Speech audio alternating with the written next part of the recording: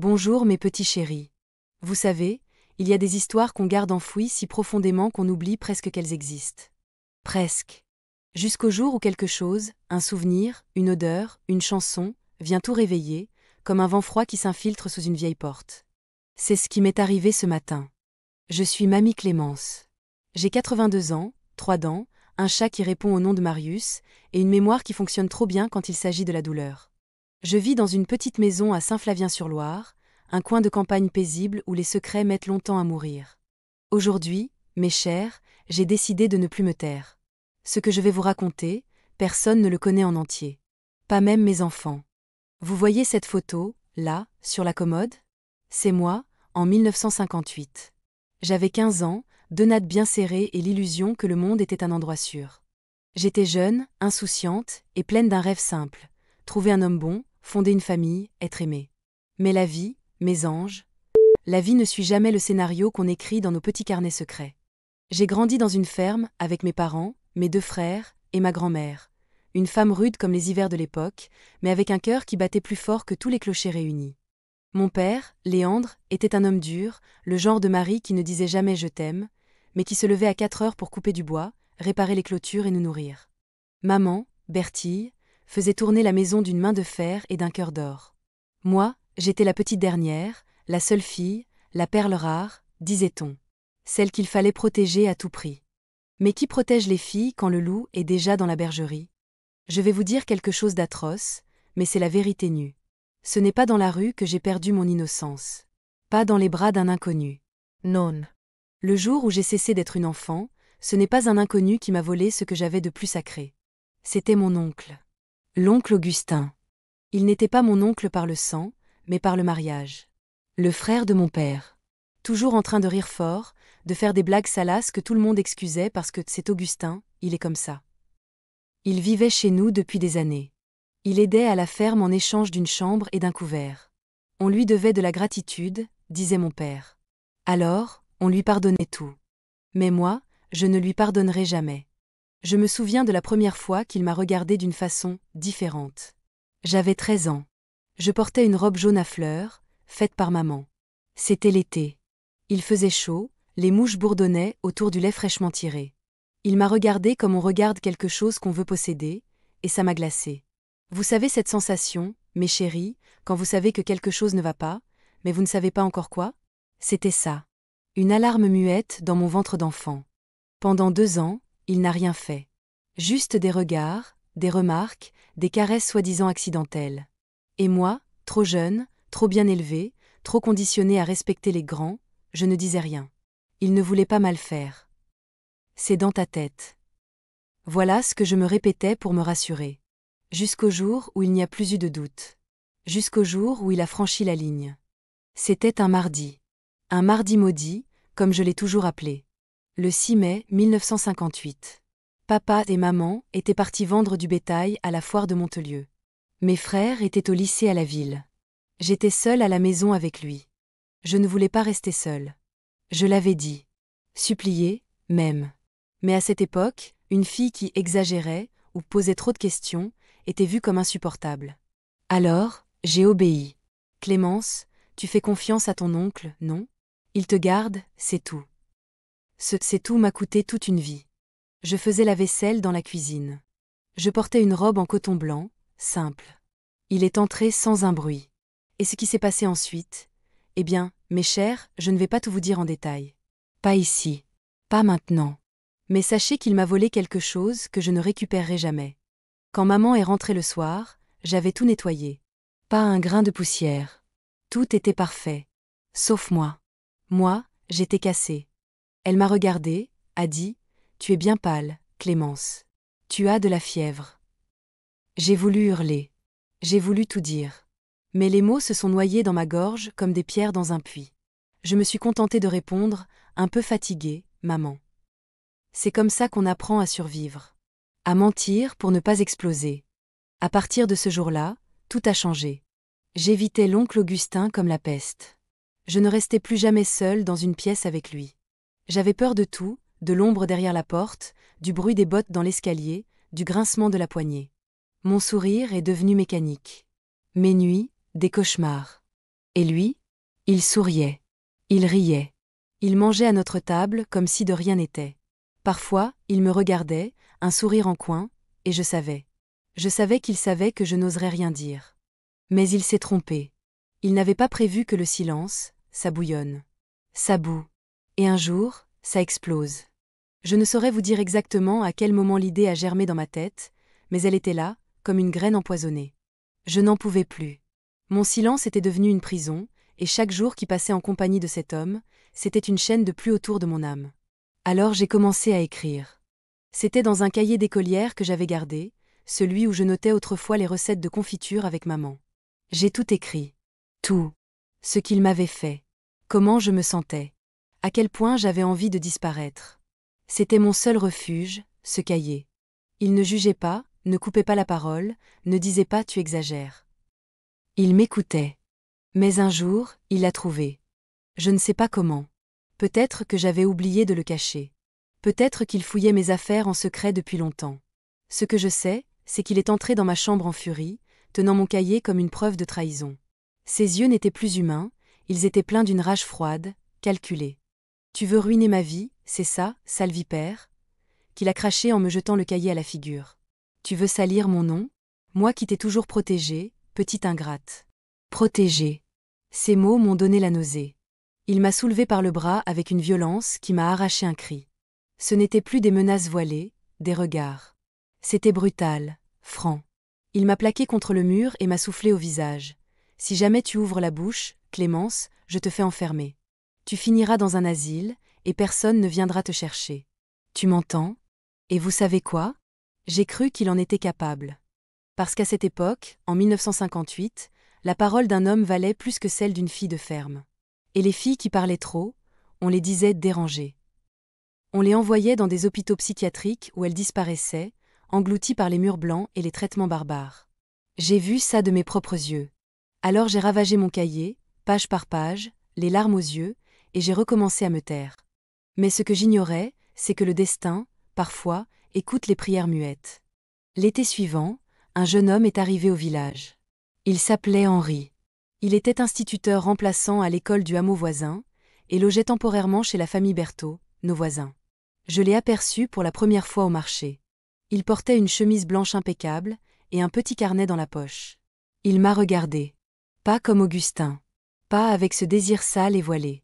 Non. Avec douceur. Curiosité. Respect. Et mon cœur a fait un drôle de bond. Je n'étais pas tombée amoureuse tout de suite. J'étais trop brisée pour cela.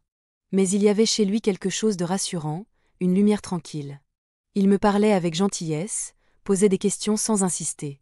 Et moi, petit à petit, je me suis ouverte. Pas tout d'un coup. Juste des miettes. Il voyait bien que quelque chose n'allait pas. Il ne posait pas de jugement. Il m'écoutait. Un jour, je lui ai dit, « Tu sais, Henri, j'ai un secret. Un très grand secret. Et si je te le dis, tu ne voudras peut-être plus jamais me revoir. » Il m'a pris la main et a répondu, « Alors j'espère que tu me le diras, parce que si tu portes quelque chose d'aussi lourd, tu ne devrais pas le porter seul. » Et ce soir-là, sous le vieux chêne au bout du champ, je lui ai tout raconté. Il n'a pas crié. Il ne m'a pas coupé. Il m'a juste serré dans ses bras. Longtemps. Je me souviens encore de l'odeur de sa veste, un mélange de lavande et de craie. Il m'a dit, « Tu n'as rien fait de mal. Rien. Ce monstre, il ne gagnera pas. » Henri voulait aller à la gendarmerie. Il voulait parler à mes parents. Il voulait tout déballer, tout de suite. Mais j'ai supplié. J'avais encore peur. Peur de briser ma famille. Peur pour maman. Peur qu'on me traite de menteuse. Alors il a proposé une autre chose. Écris-le, Clémence. Pas dans un cahier que tu caches. Écris-le dans une lettre. Et cette fois, adresse-la à quelqu'un. Ta mère. Ou ton frère aîné. Ou à toi-même, mais écris-la comme si tu allais la poster. C'est ce que j'ai fait. Et c'est cette lettre, mes chers. Cette lettre que je n'ai jamais envoyée, qui a fini par changer le cours de ma vie. Je me souviens encore de chaque mot de cette lettre. C'était un dimanche de pluie, comme la vie en pleure doucement. Je m'étais enfermée dans le grenier, assise entre les vieilles malles et les souvenirs poussiéreux. Le seul bruit, c'était celui des gouttes sur les tuiles et le grincement du plancher sous mes jambes croisées. Chère maman, ai-je écrit, la main tremblante, le cœur battant à m'en rompre les côtes. Je t'écris parce que je ne peux plus garder ce poids. Il est trop lourd, trop sombre, et il m'étouffe chaque jour un peu plus. La lettre faisait 4 pages. 4 pages de vérité nue, de mots qui saignent, d'aveux qu'on redoute autant qu'on espère. Je n'avais jamais écrit avec autant de rage, de peine, de feu dans les veines. Quand j'ai posé mon stylo, j'ai senti que quelque chose avait bougé en moi. Comme si une serrure avait sauté, comme si l'air devenait respirable à nouveau. Mais je ne l'ai pas envoyé. Pas tout de suite. Je l'ai caché dans une vieille boîte à boutons que maman gardait dans sa commode, sous les élastiques et les bobines de fil. Je me disais, un jour, elle tombera dessus. Un jour, elle saura. C'était un pari. Une prière. Une lâcheté, peut-être. Mais c'était le mieux que je pouvais faire, à ce moment-là. Et puis, quelques semaines plus tard, ce qui devait arriver arriva. Un soir, au souper, mon frère aîné, Théodore, est rentré plus tôt que prévu de son service militaire. Il avait cette manière de marcher droit, le regard clair. Il s'est assis à table, et Augustin lui a lancé un de ses sourires gras, complices, comme s'il allait lui raconter une blague. Mais Théodore n'a pas souri. Pas du tout. Il m'a regardé. Longuement. Intensement. Puis il a tourné la tête vers maman. Maman, est-ce que je peux te parler? Seul. Un silence lourd a envahi la pièce. Papa a levé les yeux de son assiette. Maman a posé sa serviette, surprise. Augustin s'est figé, comme un animal qui sent le piège se refermer. Moi, je n'osais même plus respirer. Ils sont allés dans la chambre de mes parents. La porte s'est fermée. Et pendant presque 1 heure, j'ai entendu des voix étouffées, des murmures, des larmes étouffées, des cris contenus. Je tremblais sur ma chaise, les doigts serrés sur ma cuillère, comme si elle pouvait me protéger. Quand ils sont ressortis, maman avait les yeux rouges. Papa aussi.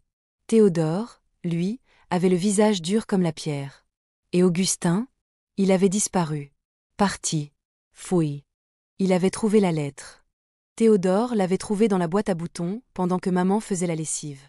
Il avait tout lu. Et il avait compris. Le soir même, ils ont confronté Augustin. Je ne sais pas ce qu'ils se sont dit. Je ne saurai jamais tous les détails. Mais ce que je sais, c'est qu'on ne l'a plus jamais revu. Il est parti pour Lyon, a dit papa. Il ne reviendra plus. Et c'était tout. Pas de procès. Pas de plainte. Pas de scandale. À cette époque, mes chéris, les familles préféraient étouffer les choses plutôt que de les exposer. Surtout quand il s'agissait de la honte. Et moi? J'étais censée être soulagée. Être reconnaissante qu'il soit parti. Mais je ne l'étais pas. Je voulais qu'il paie.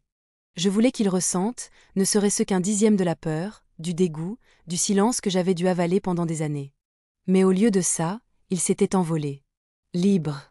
Protégé par le silence familial.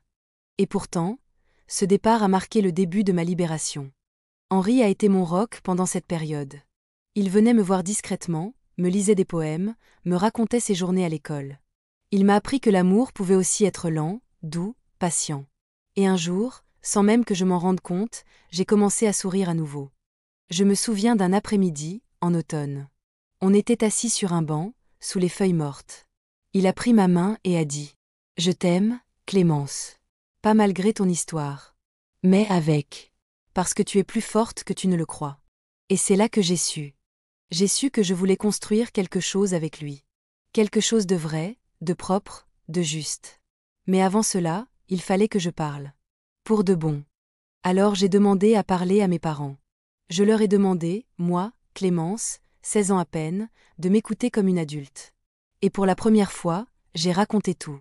De vive voix. Maman pleurait sans un mot, ses mains serrées sur son tablier. Papa, lui, fixait un point invisible, son visage fermé, mais ses yeux brillaient. Et quand j'ai eu fini, il a dit seulement « Tu aurais dû nous le dire plus tôt, ma fille. Mais maintenant, c'est fini. Et tu es encore là. Debout. Debout, oui. Mais brisé. » J'avais besoin de plus que des silences gênés. J'avais besoin d'une réparation. Mais ce mot, à l'époque, n'existait pas pour les femmes comme moi. Alors j'ai choisi de me réparer moi-même. Quand on a été brisé, mes chers, il ne suffit pas de ramasser les morceaux. Il faut aussi apprendre à vivre avec les fissures. Moi, j'ai décidé que ces fissures allaient devenir ma force. J'ai commencé à écrire encore, mais cette fois pas pour pleurer. Pour témoigner. Pour m'affirmer. Pour comprendre que ce que j'avais vécu n'était pas ma faute, que je n'étais ni sale, ni faible, ni condamnée à vivre dans l'ombre. Henri m'encourageait dans ce chemin. Il me regardait avec fierté quand je remplissais page après page de mes carnets. Il m'achetait des stylos neufs, des cahiers épais, et me disait toujours « Si tu ne veux jamais publier, ce n'est pas grave. Mais au moins, tu te libères. » Et il avait raison. À l'école normale, où j'étais entrée pour devenir institutrice comme lui, j'ai commencé à parler. Pas de tout, pas de l'oncle, pas encore. Mais j'ai dit que j'avais connu la peur. Que j'avais compris ce que c'était que de ne pas être crue. Et, à ma surprise, d'autres jeunes filles ont commencé à me parler aussi. Des histoires différentes. Mais toujours cette même trame, le silence. L'isolement. La honte qui ne leur appartenait pas, mais qu'on leur avait imposée. Et c'est là que j'ai compris, mes enfants, nous étions nombreuses. Trop nombreuses. Ce que je croyais être un malheur personnel, une tragédie isolée, était en fait une réalité partagée. Ce n'était pas un accident. C'était un système. Un système qui enseignait aux filles à se taire, à sourire, à encaisser, pendant qu'il enseignait aux hommes à nier, à dominer, à fuir. Mais moi, j'avais décidé que ce système ne m'enterrait pas. Je suis devenue institutrice à 20 ans, dans un petit village du Jura. Henri et moi, nous nous sommes fiancés peu de temps après. Ce n'était pas un grand mariage. Pas de fanfare, pas de robe blanche traînante. J'avais dit, je ne veux pas de voile. Je ne voulais plus me déguiser. Je voulais être vraie. Henri avait souri et dit, tu seras parfaite, avec ou sans voile. Et je l'étais. Pas parce que j'étais une mariée sans passé. Mais parce que j'étais une femme debout, avec des cicatrices visibles et invisibles, et une force nouvelle dans les yeux. Nos débuts de mariage furent modestes. Une petite maison, 2 fauteuils dépareillés, et une table bancale que Henri avait réparée lui-même. Mais il y avait de la lumière dans chaque coin. Pas celle des ampoules. Celle de la paix. Celle de la vérité. Henri ne m'a jamais demandé de me taire. Jamais fait sentir coupable. Jamais fait peser sur moi l'obligation d'oublier. Au contraire. Un soir, alors que je venais de me réveiller en sursaut après un cauchemar, il m'a serré fort et m'a dit « Tu as le droit de crier, Clémence. Même dans ton sommeil. Même en plein jour. Tu as le droit. » Et ce droit, je l'ai pris. Peu à peu, j'ai commencé à parler davantage. À mes élèves, subtilement, quand certaines filles posaient des questions, inquiètes, mal à l'aise. Je ne leur racontais pas mon histoire, mais je leur faisais comprendre qu'elles n'étaient pas seules. Que si jamais un jour quelque chose n'allait pas, elles pouvaient venir me voir. Et certaines sont venues. Une élève de 12 ans, un jour, m'a dit dans un souffle, les yeux fuyants, mon parrain me regarde bizarrement. Et moi, j'ai su. Oh oui, j'ai su. Je l'ai cru. Immédiatement. Et je l'ai prise par la main, sans poser 1000 questions, sans douter. Et ensemble, nous avons parlé à ses parents. Il y a eu des cris. Du déni. Puis des larmes. Et enfin, des actions. Cette petite, elle m'a écrit 20 ans plus tard. Une belle lettre, pleine de gratitude. Vous m'avez sauvée, Madame Clémence. Vous avez été la première adulte à me croire. Et moi, en lisant ça, j'ai compris que mon histoire, aussi terrible soit-elle, n'avait pas été vaine. Qu'elle m'avait forgée pour aider. Pour protéger. Avec Henri, nous avons eu 2 enfants, Léonie et Jacques. J'ai hésité longtemps avant de leur raconter. J'avais peur de leur transmettre la douleur. La peur. La haine. Mais ce jour est arrivé aussi. Léonie avait 16 ans, Jacques 18. C'était un dimanche après-midi, au salon. Il m'avait posé une question simple. « Maman, pourquoi tu ne parles jamais de ton enfance ?» Et là, j'ai senti que c'était le moment. J'ai tout raconté. Pas dans les détails, non. Mais assez pour qu'ils comprennent. Pour qu'ils sachent d'où venait leur mère. Et mes enfants, ils ne m'ont pas jugée. Ils ne m'ont pas regardée comme une victime. Ils m'ont regardée comme une survivante. Jacques m'a prise dans ses bras. Fort. Et il a dit, « Tu es la femme la plus forte que je connaisse. » Et Léonie, en larmes, a murmuré, « Maman, merci d'avoir survécu pour nous. » Ce jour-là, j'ai senti que ma voix portait enfin. Pas seulement pour moi. Mais pour toutes les femmes que je portais en moi. Toutes celles qui s'étaient tues. Toutes celles qui n'avaient jamais eu de Henri, de Théodore, d'espace pour écrire leurs lettres. Mon oncle Augustin, lui, est mort seul à Lyon. Il n'a jamais été jugé. Il n'a jamais présenté d'excuses. Mais il n'a jamais été heureux non plus.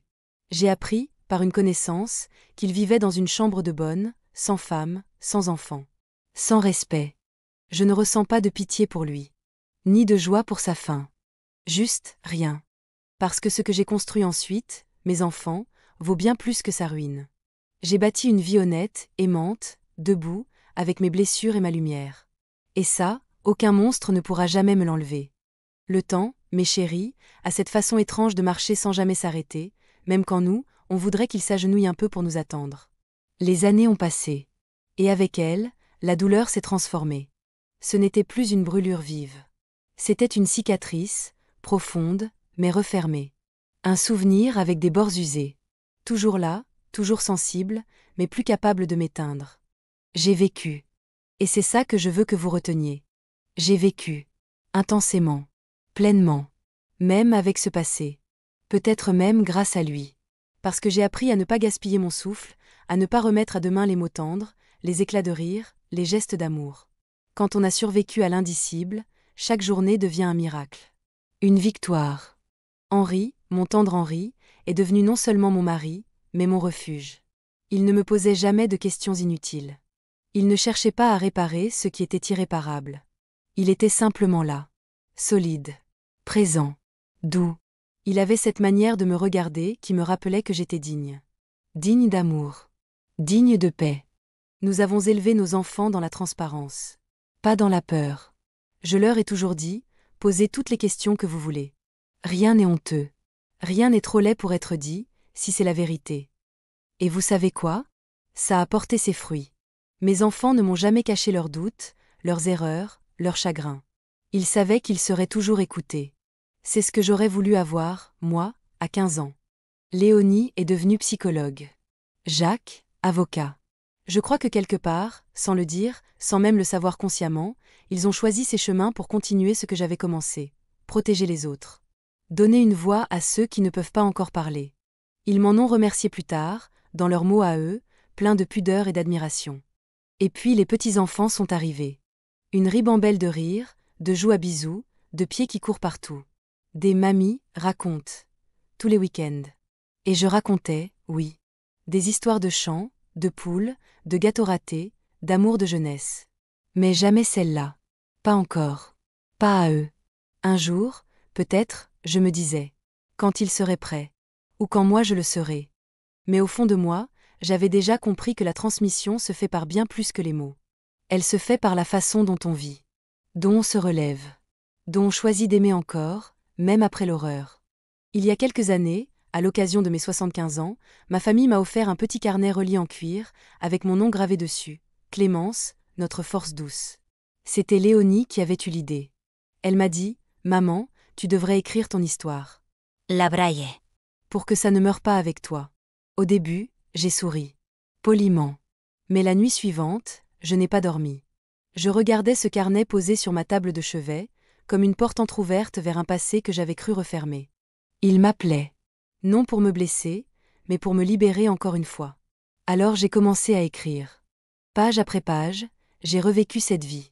Pas seulement la douleur. Mais tout. L'odeur du pain chaud dans la cuisine de maman. Le froissement des draps propres dans la chambre d'enfance.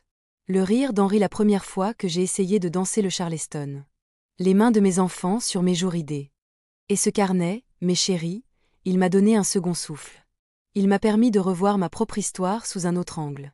Non plus comme une tragédie, mais comme un chemin de résistance. Une odyssée de lumière au milieu de l'obscurité. J'ai même relu, pour la première fois depuis des décennies, cette lettre écrite à 16 ans. Elle était toujours là, pliée, un peu jaunie, dans la boîte à boutons que j'avais emportée avec moi dans chaque déménagement. Je l'ai tenue dans mes mains, et j'ai pleuré. Pas de douleur, mais de tendresse pour la jeune fille que j'étais. Si seule, si brave. Je lui ai murmuré, « Tu as bien fait, ma petite. Tu as survécu. Et tu as construit. Et vous savez quoi? Ce carnet, je l'ai terminé. Un jour de printemps, au son des mésanges dans le cerisier. Je l'ai refermé doucement, comme on borde un enfant après une longue nuit d'insomnie. Puis je l'ai remis à Léonie. Tu en feras ce que tu voudras, lui ai-je dit. Moi, je me sens légère maintenant. Elle l'a lu. En entier. En silence. Et quand elle est revenue me voir, elle avait les larmes aux yeux.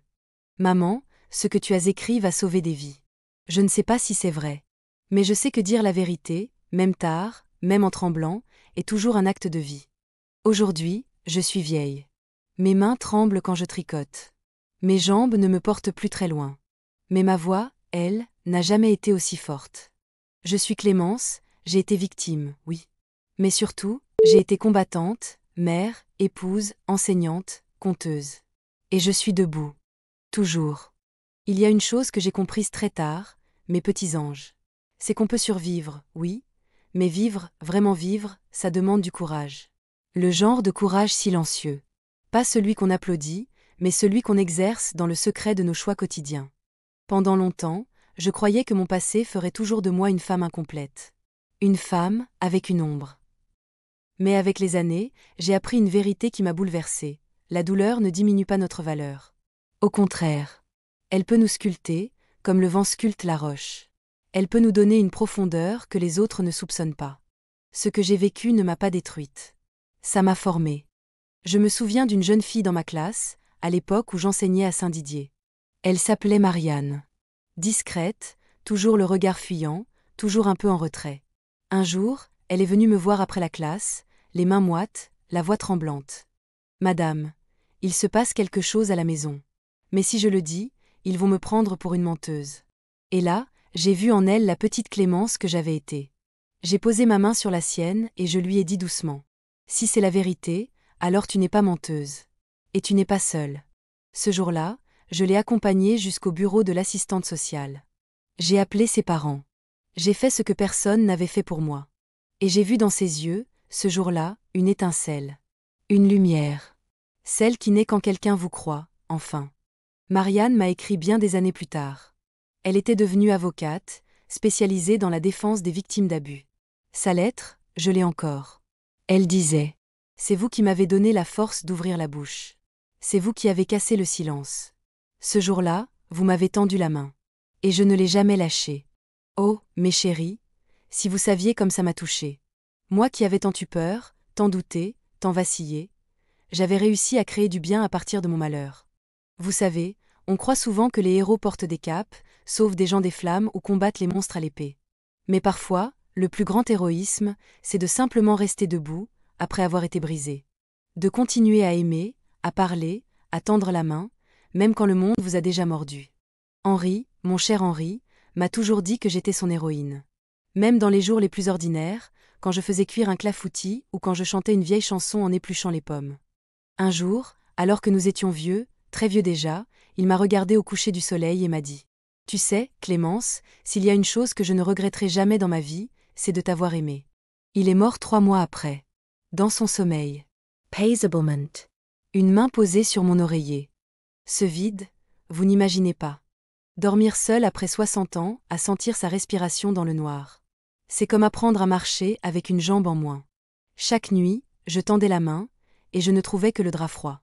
Mais je me suis souvenu de ses mots. De son regard. De tout ce qu'il m'avait aidé à reconstruire. Et alors, même dans la peine, je continuais. Aujourd'hui, je vis seule, oui. Mais pas abandonnée. Mes enfants viennent chaque semaine. Mes petits-enfants m'appellent en visio. Et j'ai mes voisins, mes chats, mes souvenirs, mes carnets. Et vous, maintenant? Vous qui écoutez cette histoire. Vous qui lisez ces mots. Peut-être que toi, là, tu es une femme qui a trop longtemps gardé le silence. Ou un homme qui ne comprend pas pourquoi une femme proche de lui est devenue méfiante, distante, fragile. Peut-être que tu es une adolescente qui se demande si ce qu'elle vit est normal. Ou quelqu'un qui n'a jamais vécu ça, mais qui veut comprendre, aider, tendre la main. Alors laisse-moi te dire une chose. La vérité peut être douloureuse, mais elle est la seule chose qui libère. Le silence est une prison dorée. Elle paraît sûre, mais elle vous ronge de l'intérieur. Il vaut mieux être jugé pour avoir parlé, que de se juger soi-même à vie pour être resté muet. Et surtout, tu n'es pas seul. Jamais. Même quand tout semble noir, même quand les autres ne comprennent pas, même quand la honte colle à la peau, il y a des mains tendues. Il y a des voix comme la mienne. Il y a des oreilles qui veulent t'entendre. Alors parle. Crie, s'il le faut. Pleure. Hurle. Mais ne laisse pas le silence te voler ta vie. Je repense souvent à ce que ça m'aurait coûté de me taire à jamais. Si ce jour-là, dans l'église, je n'avais pas ouvert la bouche. Si je m'étais mariée avec le poids du secret, le goût amer du mensonge sur la langue, l'odeur de sa peau encore sur la mienne. J'y pense, et j'ai des frissons. Parce que c'est ça, mes chéris, il n'y a pas de pire poison que celui qu'on avale pour protéger les autres du scandale. Un poison lent, invisible, mais qui consume tout ce qu'on est.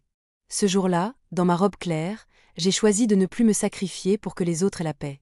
Ce jour-là, j'ai crié. Et à partir de là, j'ai juré de ne jamais m'excuser d'avoir dit la vérité. Les années ont passé, et ma voix est devenue un outil. Une arme. Une lumière. J'ai été invitée dans des écoles, des bibliothèques, des foyers. On me demandait de raconter mon histoire. Pas par voyeurisme, non. Mais parce que chaque mot que je posais ouvrait une fenêtre dans l'esprit de quelqu'un. Une fenêtre sur ce qui est souvent caché. Je n'étais pas célèbre. Mais j'étais utile. Je me souviens d'une conférence dans un lycée. Une salle pleine de jeunes, garçons et filles, certains distraits, d'autres attentifs. Je racontais comme je le fais maintenant. Sans hurler. Avec ma voix de grand-mère. Ma voix de survivante. Quand j'ai terminé, un silence lourd a envahi la pièce. Puis une fille, timide, les larmes aux yeux, a levé la main. Madame Clémence, vous avez dit que vous aviez eu peur d'être considérée comme folle. Moi, on me dit que je suis instable parce que je suis trop sensible. Mais parfois, j'ai juste mal. J'ai marché jusqu'à elle. Lentement. Je lui ai pris la main, et je lui ai dit, la douleur n'est pas un défaut.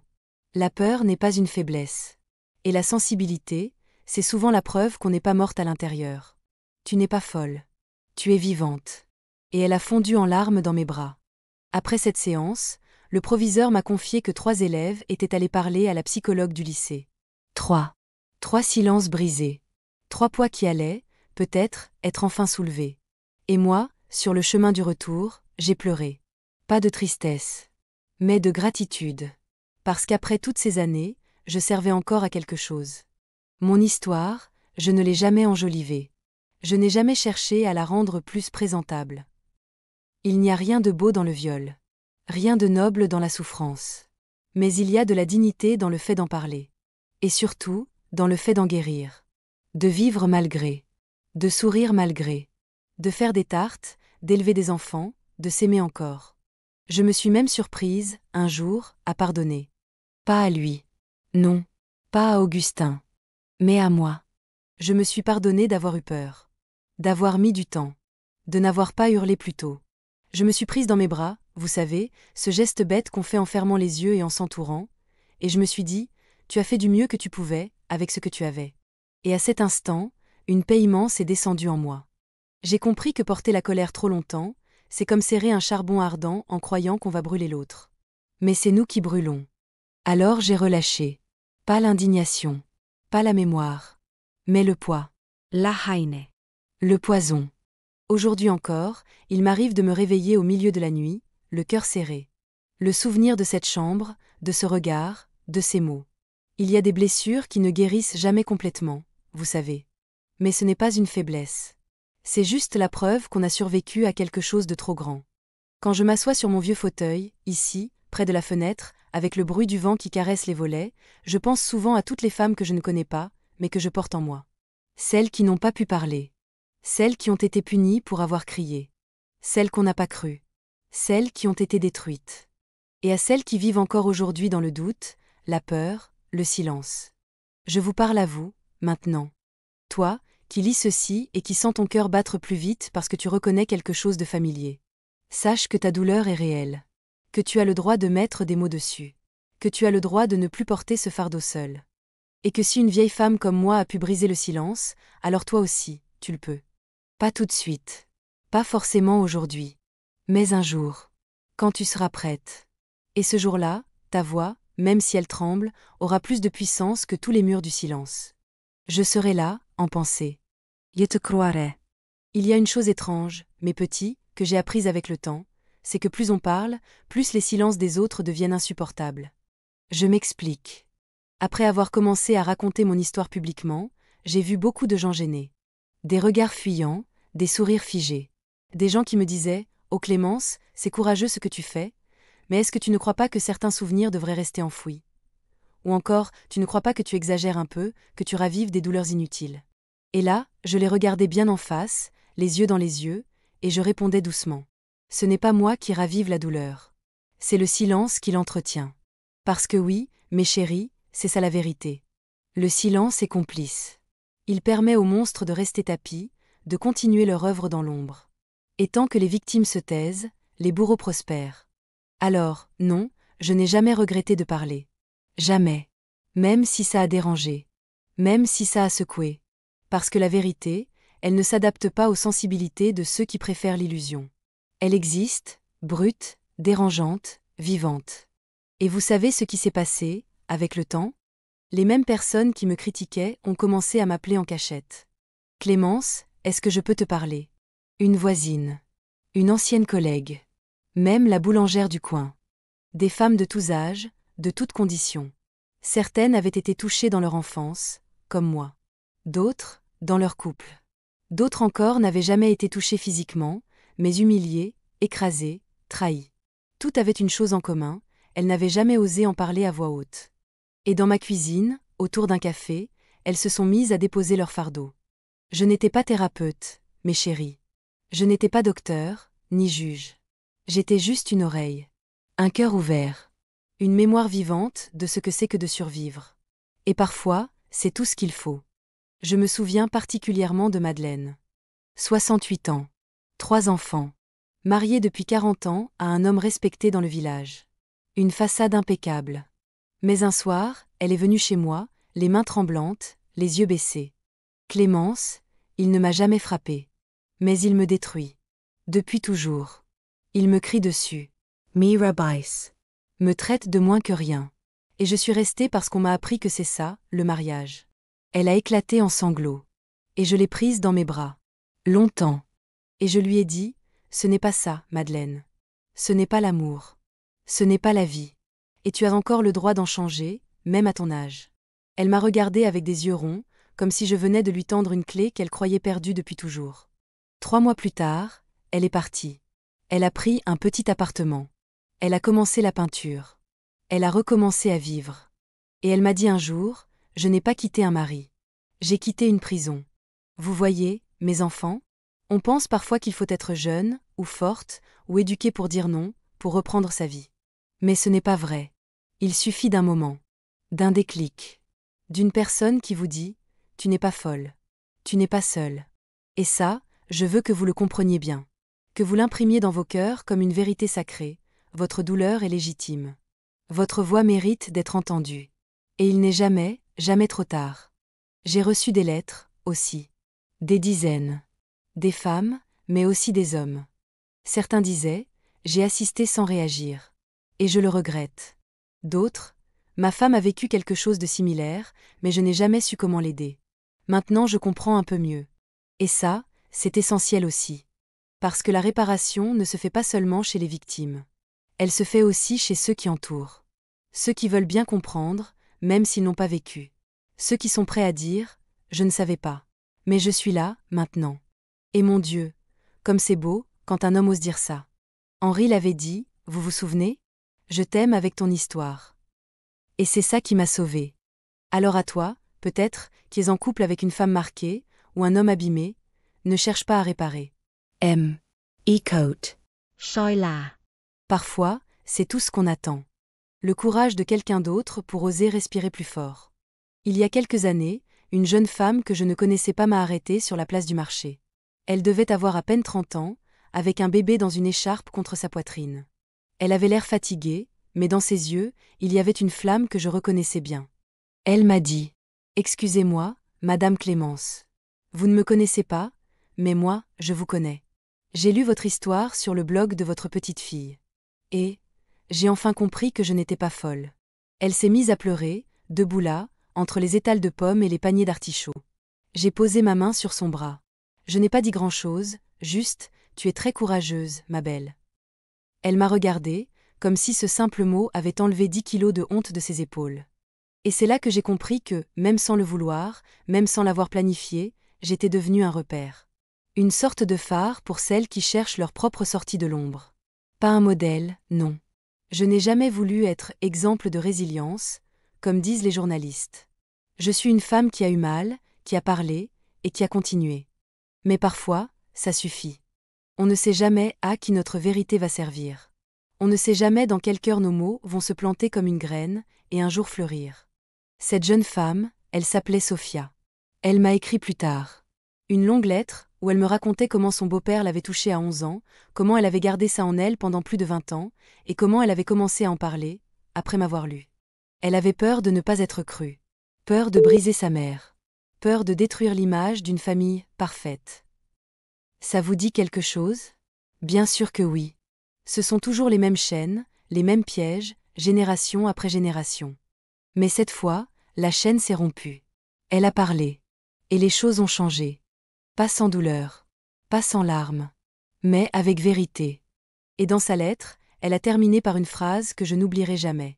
Vous avez crié à ma place, jusqu'à ce que je trouve ma propre voix. C'est pour ça que je continue à parler. Même à mon âge.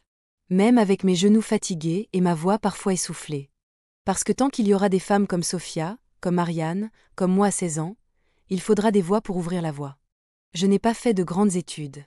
Je ne suis pas médecin, ni politicienne. Mais je sais raconter. Je sais dire les choses avec mes mots simples. Mes mots de campagne, mes mots de mère, mes mots de vieille dame qui a vécu. Et parfois, ces mots-là, c'est tout ce qu'il faut. Un jour, j'ai été invitée à parler dans une prison. Une expérience que je n'aurais jamais imaginé vivre. C'était un atelier de sensibilisation à la violence faite aux femmes, organisé par une association courageuse. Les détenus étaient là, assis en cercle. La plupart étaient jeunes. Des visages durs, parfois, mais fatigués. Méfiants. Et moi, je suis arrivée avec mon châle, mon petit cahier et ma voix douce. Je leur ai dit que j'étais là pour leur raconter une histoire. Pas pour juger, pas pour accuser. Juste pour témoigner. Je leur ai raconté mon histoire. Pas les détails les plus intimes. Je n'avais pas besoin de me mettre à nu à ce point, mais l'essentiel, la trahison, le silence, la peur, le cri, la reconstruction. Et je leur ai dit que chaque acte de violence, qu'il soit physique, verbal ou psychologique, laissait une trace. Une trace qui ne s'efface jamais. Quand j'ai eu fini, il y a eu un long silence. Puis un jeune homme, tatoué jusqu'au cou, les bras croisés, a levé la tête. Il a dit « J'ai jamais pensé à ce que ça faisait, de l'autre côté. On m'a toujours appris que les hommes devaient dominer. J'ai fait du mal. Pas comme votre frère. Mais j'ai blessé. Et je regrette. Et là, j'ai su que quelque chose avait bougé. Je ne suis pas naïve, mais chérie. Je sais que tout le monde ne change pas. Que tous les monstres ne deviennent pas des hommes repentis. Mais s'il y a une seule personne, dans cette salle ou ailleurs, qui réfléchit, qui se remet en question, qui choisit un autre chemin, alors ça vaut le coup. Parler fait des vagues. Des petites, des grandes. Parfois, ça prend du temps. Mais l'eau finit toujours par éroder les pierres les plus dures. Et moi, je suis fière d'avoir été une goutte d'eau dans cet océan de changement. Vous savez, ce qui me touche le plus aujourd'hui, à mon âge, ce ne sont pas les remerciements. Ce ne sont pas les honneurs, ni les invitations à des conférences. Non. Ce qui me bouleverse encore, c'est quand une femme me dit, en chuchotant presque, comme si elle avouait un péché. Moi aussi, mamie Clémence. Moi aussi, c'est arrivé.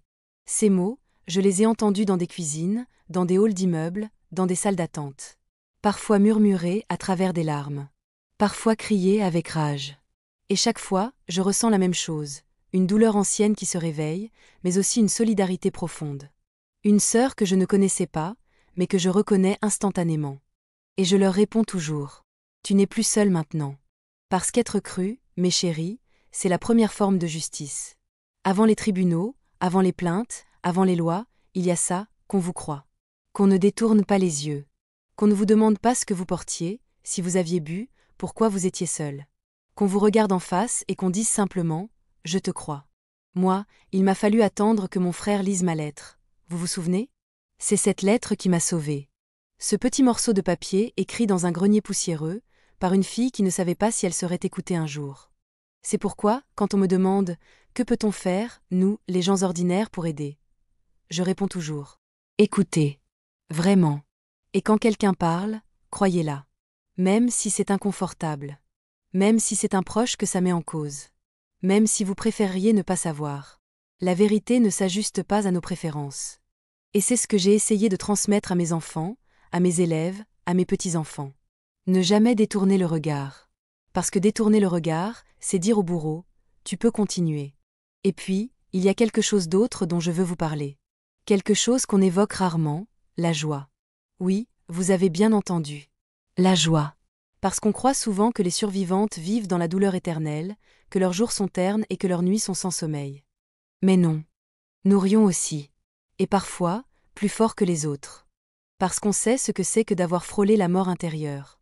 On sait ce que c'est que de se relever d'un sol glacé, de rassembler les miettes de soi-même. Alors, quand on rit, oh, on rit de tout notre corps, de tout notre ventre, comme si chaque éclat était une revanche. Moi, j'ai ri avec mes enfants autour d'un gâteau renversé. J'ai ri avec Henri en l'entendant chanter faux sous la douche. J'ai ri en voyant mes petits-enfants danser comme des fous sur de la musique électro. J'ai ri jusqu'aux larmes, parfois. Et ces rires-là, ils valent de l'or. Ils disent, je suis toujours là. Ils disent, tu ne m'as pas détruite, Augustin. Ils disent, la vie, même cabossée, même imparfaite, vaut d'être vécue. Et je veux que toi qui lis ceci, et qui portes une peine que personne ne soupçonne, tu saches que la joie n'est pas interdite aux blessés. Tu as le droit de rire, de danser, d'aimer, d'espérer. Tu as le droit au bonheur. Il ne te sera pas donné. Il ne viendra peut-être pas tout de suite. Mais tu as le droit d'y croire. De le réclamer. De le construire. J'ai eu des jours très noirs. Des jours où je ne voulais plus sortir du lit. Où le simple fait de respirer me semblait un effort. Mais je les ai traversés. Et tu peux aussi. Avec du soutien, avec du temps, avec ta vérité. Et puis un jour, sans crier gare, tu verras la lumière percer entre les rideaux. Et ce ne sera peut-être qu'un rayon timide. Mais ce sera le début de ton printemps. Tu n'as pas été brisé pour toujours. Tu as été entamé, oui. Fendu, peut-être. Mais en toi, il y a quelque chose d'incassable. Je ne suis pas spéciale, tu sais. Je suis juste une femme qui a choisi de ne pas laisser le monstre gagner. Une femme qui a décidé de vivre, malgré tout. Et si moi j'ai pu le faire, toi aussi. Je t'en fais la promesse. Il y a quelque chose que je n'avais jamais osé faire pendant longtemps, retourner dans la maison de mon enfance. Celle où tout avait commencé. Celle où tout s'était brisé. Elle avait été vendue des années plus tôt, bien après le départ de mes parents pour une maison plus petite. Je n'y avais plus mis les pieds depuis, oh, des décennies. Chaque fois que je passais à proximité, mon cœur s'accélérait, mes jambes ralentissaient, mais je détournais le regard. Trop de fantômes. Trop de silence piégé entre les murs. Et puis, un jour, il y a à peine 5 ans, Léonie m'a dit « Maman, elle est en vente à nouveau. Si tu veux, on peut aller la voir. Même juste de l'extérieur. » J'ai hésité. Mais quelque chose en moi a dit oui. Alors nous y sommes allés. Un après-midi d'automne. Il faisait gris, le ciel bas, comme si lui aussi retenait sa respiration. Quand j'ai vu la façade, j'ai eu le vertige. Elle n'avait pas tant changé. Les volets verts, la porte en bois fendu au milieu, les géraniums fanés dans la jardinière. Et pourtant, elle semblait plus petite. Comme si mes souvenirs l'avaient agrandie à force de douleur. Léonie m'a tenue par le bras. Nous avons fait le tour. L'entertainment. En silence. Puis je me suis arrêtée devant la fenêtre de ce qui était ma chambre. Je n'ai pas pleuré. Non. C'était étrange, presque paisible. Comme si cette petite Clémence que j'avais laissée derrière avait enfin été retrouvée. Je me suis dit, tu vois, je suis revenue. Mais cette fois, je suis forte. Je ne suis plus ta proie, Augustin. Je suis libre. Nous ne sommes pas entrés. Ce n'était pas nécessaire. J'avais repris possession des lieux à ma manière, sans avoir besoin de revoir le papier peint ou les tomettes. Avant de partir, j'ai sorti une petite feuille de mon sac. C'était une copie de la lettre. Celle-là même. La première. Je l'ai glissée dans un coin du portail, pliée bien serrée. Un geste symbolique, sans prétention. Et j'ai murmuré. Que toutes les petites filles silencieuses trouvent leur voie, un jour. Sur le chemin du retour, Léonie m'a regardée et m'a dit « Tu viens de fermer une porte, maman. Pour de bon. » Et elle avait raison. Depuis ce jour, je dors un peu mieux. Je respire plus profondément. Comme si j'avais enfin repris une part de moi que j'avais laissée enfermée là-bas, bien trop longtemps. Je pense à tout ce chemin parcouru. À toutes ces années où j'ai cru que j'étais sale, cassée, à part. À toutes ces fois où j'ai fait semblant d'être forte alors que j'étais au bord de l'effondrement. Et je voudrais revenir en arrière, juste un instant, pour dire à cette jeune fille dans sa robe blanche, avant l'église, les yeux rouges de larmes retenues. Tu vas y arriver. Tu vas survivre. Et tu vas aimer. Et être aimé. Et rire. Et vieillir. Oui, vieillir. Parce que vieillir, mes chéris, c'est un luxe quand on a frôlé la mort intérieure. Chaque ride est une médaille. Chaque cheveu blanc, un rappel, tu es resté. Je regarde mon reflet aujourd'hui et je vois une vieille femme. Les joues tombantes, la peau tachetée, les mains noueuses. Mais je me vois aussi comme une forteresse. Abîmée par le vent et la pluie, oui. Mais debout. Toujours debout. Et c'est ça que je veux que vous reteniez.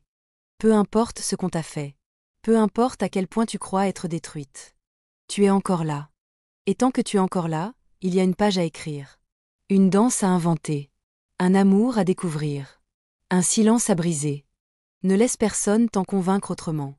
Je me rends compte, maintenant que j'arrive à la fin de ce récit, que j'ai vécu plusieurs vies en une seule. Celle de la petite fille pleine de rêves. Celle de l'adolescente volée. Celle de la femme qui s'est reconstruite, lentement, au fil des années, avec des mains tremblantes mais une volonté d'acier. Et aujourd'hui, je vis la vie de la vieille dame qui regarde derrière elle, non pas avec amertume, mais avec tendresse. Vous savez ce qui me rend fière ? Ce ne sont pas mes décorations, ni les lettres de remerciement, ni les articles de journaux. Ce sont mes enfants. Mes petits-enfants. Leur façon de me regarder, avec un respect silencieux. Comme si, malgré mon dos voûté et ma voix plus lente, j'étais pour eux une montagne. Une référence. L'autre jour, mon arrière-petite-fille, Anaïs, m'a demandé « Mamie, pourquoi tu racontes toujours des histoires tristes à la fin si tu souris quand tu les dis ?» Et j'ai souri encore une fois. Parce que c'est vrai. Mes histoires sont dures. Elles parlent de douleur, de trahison, de silence. Mais elles finissent toujours avec de la lumière. Parce que c'est ça, la vérité de la vie, on peut tomber très bas, et pourtant se relever. Même cabossé. Même avec le cœur plein de cicatrices.